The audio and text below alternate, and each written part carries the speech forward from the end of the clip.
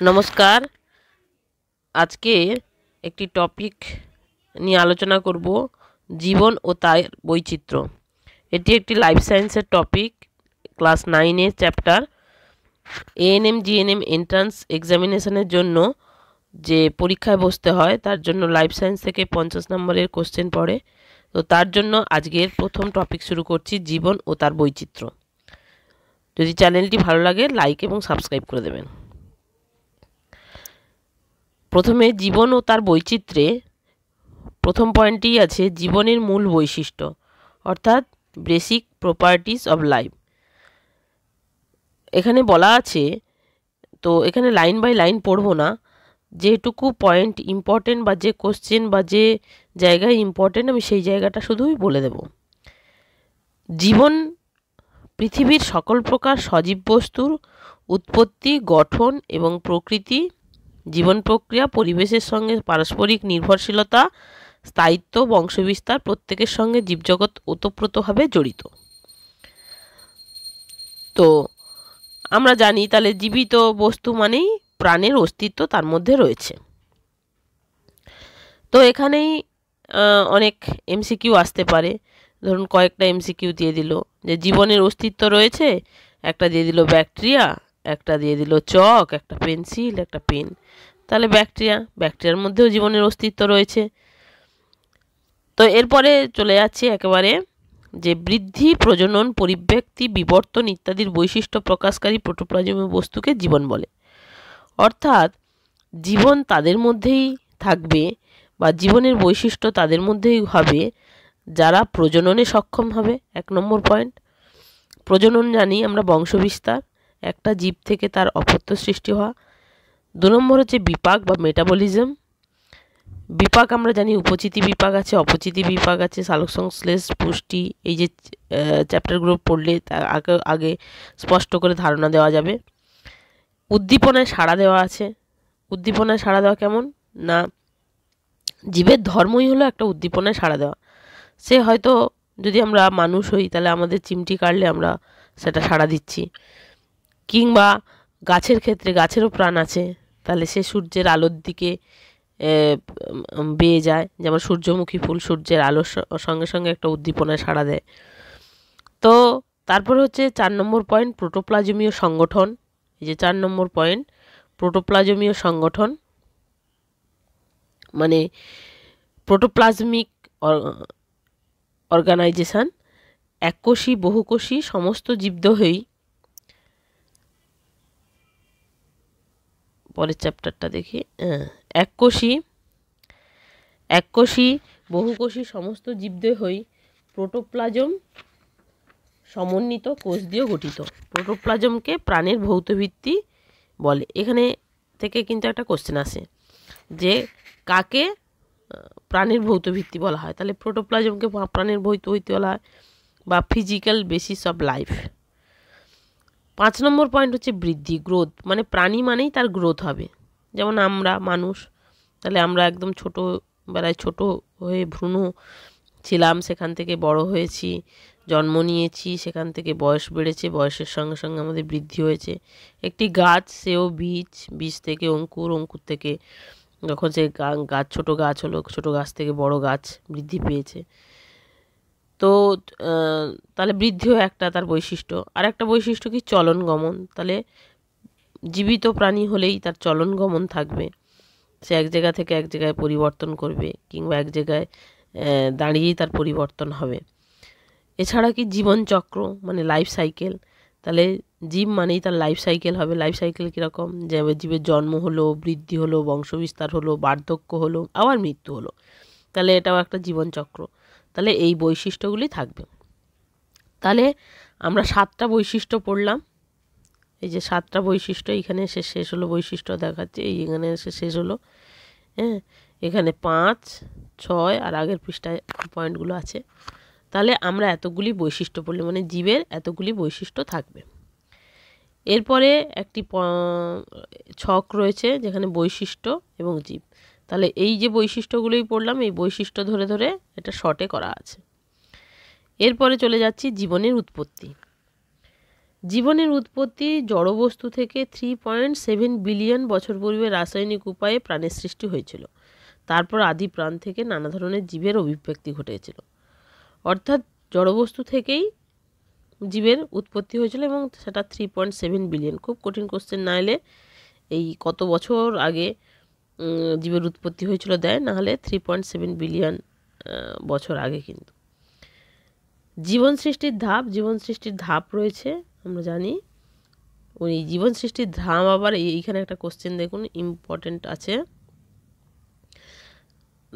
বড় করি। জীবন সৃষ্টির ধাপ, এই যে স্টেপ অর্গানিজ লাইফ, এখানে দেখুন ওপারিন দেখাচ্ছি। ওপারিন কি না 1920-র একটা বক্তব্য হলো যে আদিম পৃথিবীতে সরল যৌগগুলি থেকে ধীরে ধীরে অধিকতর জটিল যৌগ সৃষ্টি হয়েছে। যে খুব কঠিন কোশ্চেন পড়লে এটা আসতে পারে যে কে বলেছিল। তারপরে চলে যায় জীবন সৃষ্টির পরিবেশগত অবস্থা, পরের পেজে। এই যে জীবন সৃষ্টির পরিবেশগত অবস্থা, তাহলে এখানে বলা হয়েছে যে সম্ভবত 500 কোটি বছর পূর্বে পৃথিবীর, এই বইটা আমি পড়ছি, এটা হচ্ছে সাঁতরার বই, ক্লাস 9-এর, চৌধুরী ভট্টাচার্য সাঁতরার বই বলে পরিচিত। সেই বই থেকেই, ক্লাস 9-এর বই থেকেই পড়ছি। তো জীবন সৃষ্টির আগের পরিবেশগত অবস্থা, এটা একটা গল্পর মতন আছে যে সম্ভবত 500 কোটি বছর আগে একটা পৃথিবীর সৃষ্টি হয়েছিল। কোথা থেকে না জ্বলন্ত সূর্যের টুকরো থেকে। প্রথমে পৃথিবী ছিল গ্যাস, বাষ্পপূর্ণ জ্বলন্ত ঘূর্ণায়মান আগুনের পিণ্ড। তো এখানে আমি লাইন বাই লাইন পড়ছি না, যার বই আছে একবার রিডিং জাস্ট পড়ে নেবে। এরপরে 2 নম্বর পয়েন্টে আসি, জীবন সৃষ্টির আদি যৌগসমূহ। জীবন সৃষ্টির আদি যৌগ কি না, জীবন সৃষ্টির আদি যৌগ এই যেখানে, এই যে জীবন সৃষ্টির আদি যৌগসমূহ, জীবন সৃষ্টির আদি যৌগসমূহ। তাহলে এখানে পড়ব, তাহলে সকল জৈব যৌগগুলির ঘনীভবন অথবা পলিমারাইজেশন বিক্রিয়ার দ্বারা নানান জটিল যৌগের উৎপত্তি হলো, যেমন carbohydrate, protein, lipid, amino acid, fatty acid, nucleic acid ইত্যাদি। এইসব আদি যৌগ সম্মিলিতভাবে প্রাথমিক জীবন সৃষ্টি করে। তাহলে আদি যৌগ বলতে এতগুলো, কিন্তু carbohydrate, protein, lipid, amino acid, fatty acid, nucleic acid, এগুলো। প্রোটোসেলের উৎপত্তি আবার 3 নম্বর পয়েন্টে আসছি। জীবনের উৎপত্তির 3 নম্বর পয়েন্ট হচ্ছে প্রোটোসেলের উৎপত্তি। তাহলে প্রোটোসেলে আদিম পৃথিবীতে সমুদ্রের জলে অ্যামাইনো অ্যাসিড, প্রোটিন ইত্যাদি পর্যাপ্ত ছিল।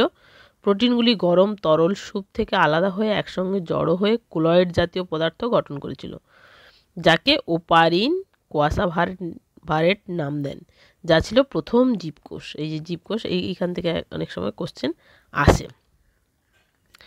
এটি লিপিড, প্রোটিন, কার্বোহাইড্রেট দ্বারা গঠিত।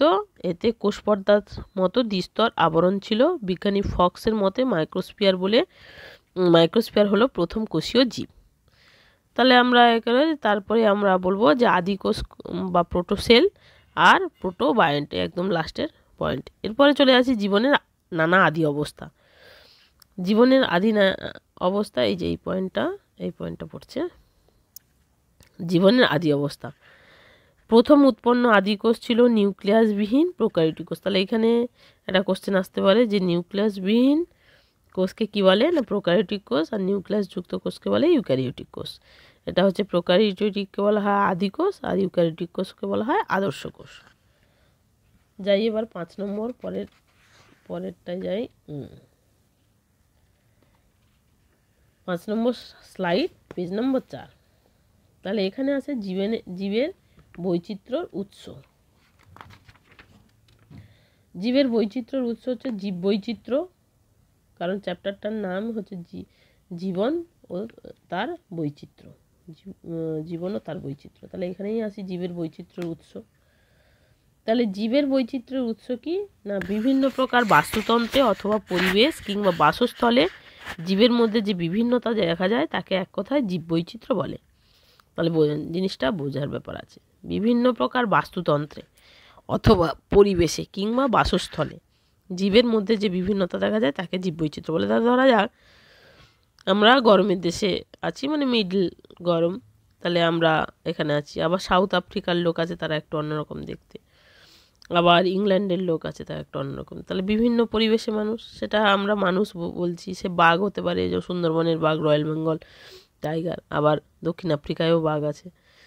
আমি যদি ব্যাকটেরিয়া ভাইরাস বলি, আমাদের ইন্ডিয়াতে অন্য ব্যাকটেরিয়া, আবার এই একই ব্যাকটেরিয়া অন্য দেশেও আছে, আবার ওখানেও আবার অন্য ব্যাকটেরিয়া ভাইরাসও রয়েছে।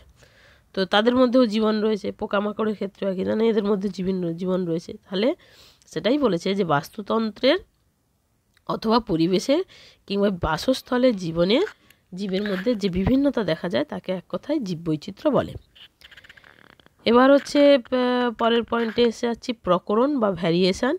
প্রতিটি প্রজাতির, এই যে এইখানে প্রকরণ বা ভ্যারিয়েশান আছে, নিজেদের বই থাকলে দেখে নেবে, প্রকরণ আর মিউটেশন। তাহলে প্রকরণটা পড়ে দিই।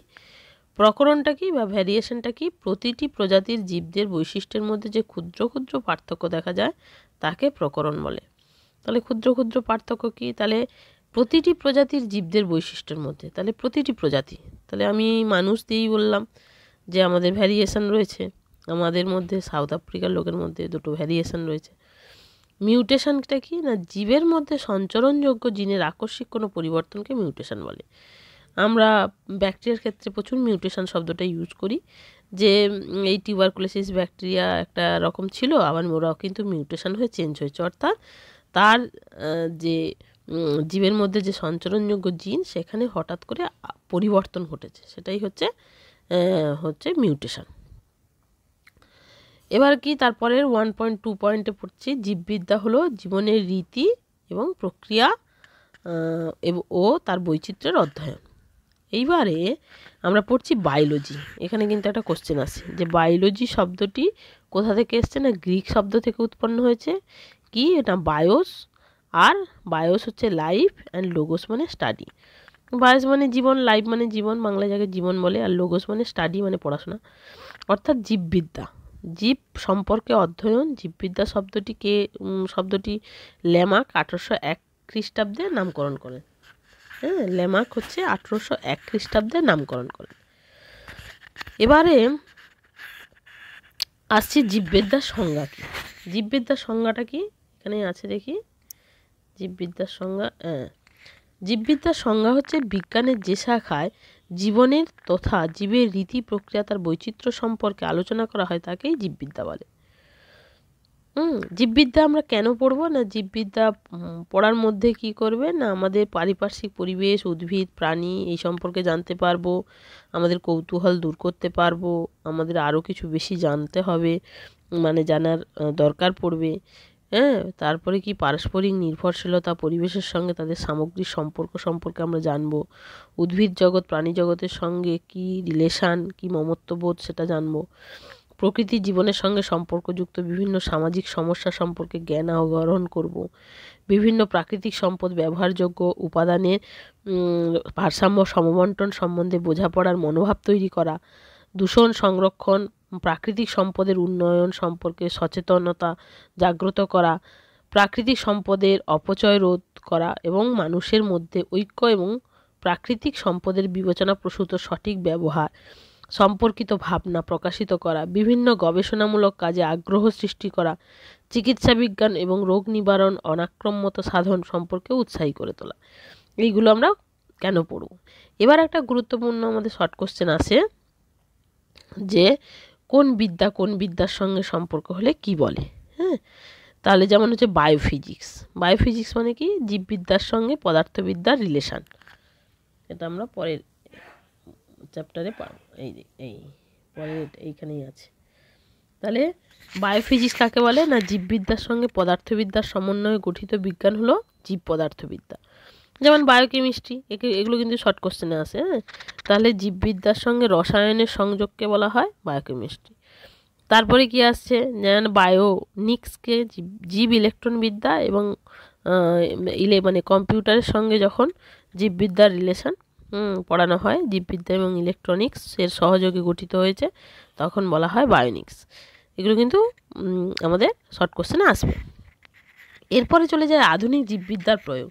তাহলে আধুনিক জীববিদ্যা যেমন কৃষিকার্যে আধুনিক জীববিদ্যা প্রয়োগ করে অনেক কিছুই গুরুত্বপূর্ণ, যেমন উচ্চ ফলনশীল বীজ তৈরি করা, তারপর বীজবিহীন ফল উৎপাদন করা, তারপর পোলট্রিতে খুব গুরুত্বপূর্ণ ভূমিকা পালন করে, মৎস্য চাষে, উন্নত পশু জাতের পশুপালন করতে, মৌমাছি পালন করতে, এইসব করতে আমাদের হচ্ছে জীববিদ্যার খুব প্রয়োগ রয়েছে।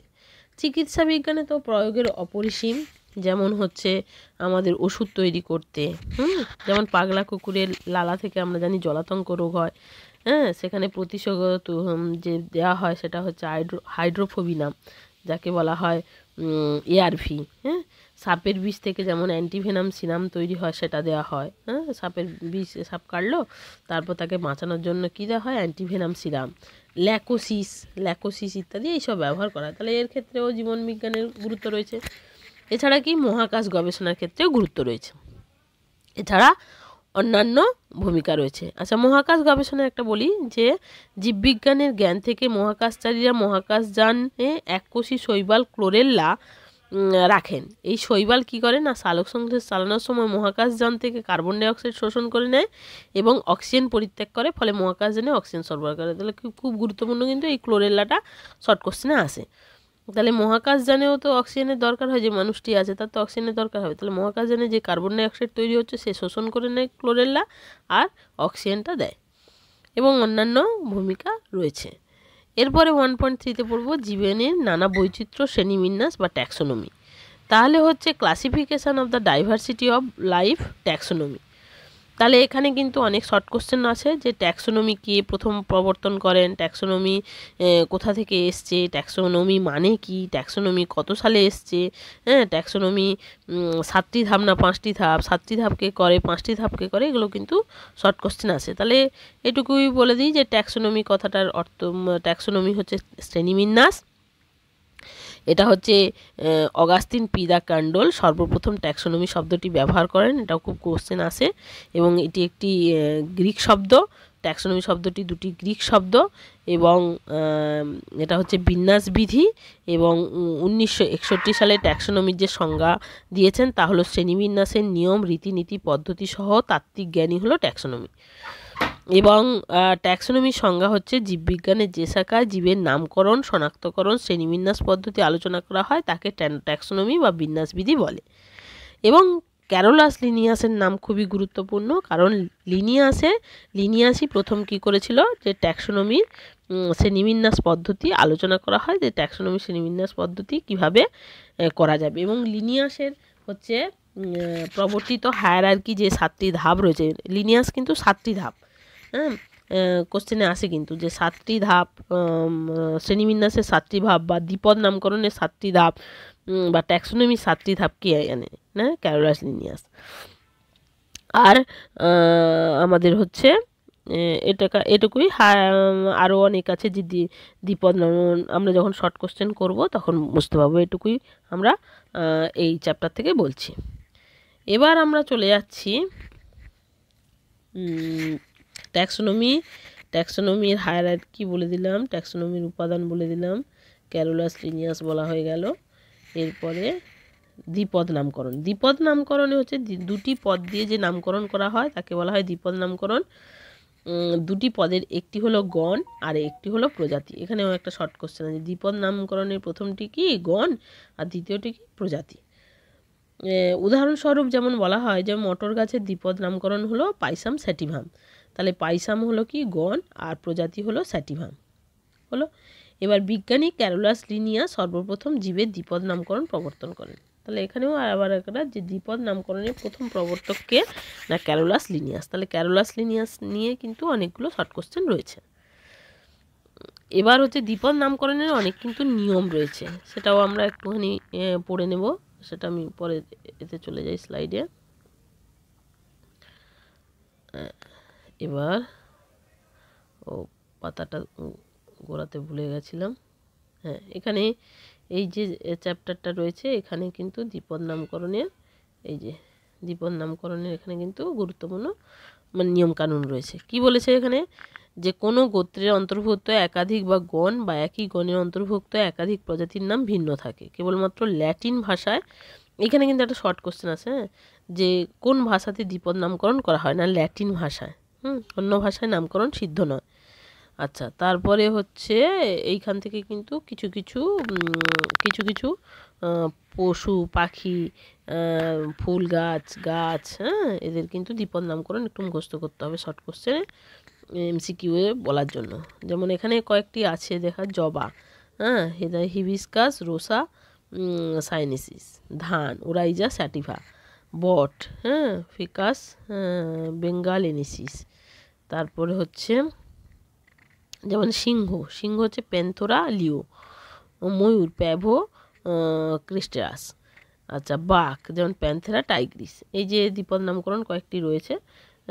এছাড়াও কিন্তু নিজেদের জানার জন্য এবং এমসিকিউ পারার জন্য আমি কাউকে এমসিকিউ করতে গিয়ে দেখেছি, যেমন ঘোড়ার দ্বিপদ নামকরণ দেখেছি অনেক জায়গায় চেয়েছে, বাদুড়ের দ্বিপদ নামকরণ অনেক জায়গায় চেয়েছে, তো সেগুলো একটু দেখে নিতে হবে।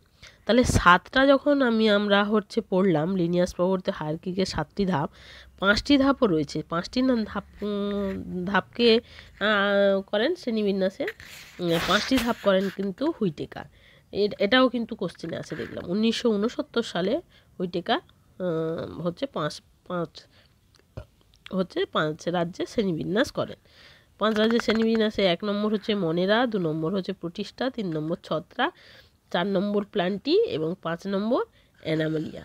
এখানে কিন্তু সবকটি রয়েছে 5-এ, জীবের 5টি, এই যে 5টি রাজ্য আমি এটা খুঁজছিলাম 7টি ধাপ পড়াতে গিয়ে 5টা কোথায় আছে খুঁজছিলাম। বইয়ের এখানেই আছে 5টি। এবার 5টি যেহেতু বলেছে তাহলে 5-এরও এখানে বলে দিই। প্রথমে হচ্ছে রাজ্যে মনেরা, তাহলে মনেরা এইখানে বৈশিষ্ট্যগুলি কিন্তু পড়ে নিতে হবে। তাহলে স্বভোজী পরভোজী এই ব্যাপারগুলো পড়ে নিতে হবে। উদাহরণ ব্যাকটেরিয়া, এই যে উদাহরণ ব্যাকটেরিয়া, মাইক্রোপ্লাজমা, নীলাভ, সবুজ শৈবাল। আর রাজ্যতে হচ্ছে প্রতিষ্ঠা হচ্ছে এরা এককোষী উপনিবেশ গঠনকারী ইউক্যারিওটিক, এইগুলো। তারপরে পরের পাতায় চলে যাই, এই যে পরের পাতায় চলে এসেছি। তারপর রাজ্যে ফানজি আছে, তারপরে রাজ্য 4 নম্বর আছে রাজ্য প্লান্টি, রাজ্য অ্যানিমেলিয়া। তো এইগুলো একটু জাস্ট একটা রিডিং পড়ে নিতে হবে। এবং উদ্ভিদ রাজ্যের শ্রেণীবিন্যাস রয়েছে, উদ্ভিদ রাজ্যের শ্রেণীবিন্যাস এই যে এখানে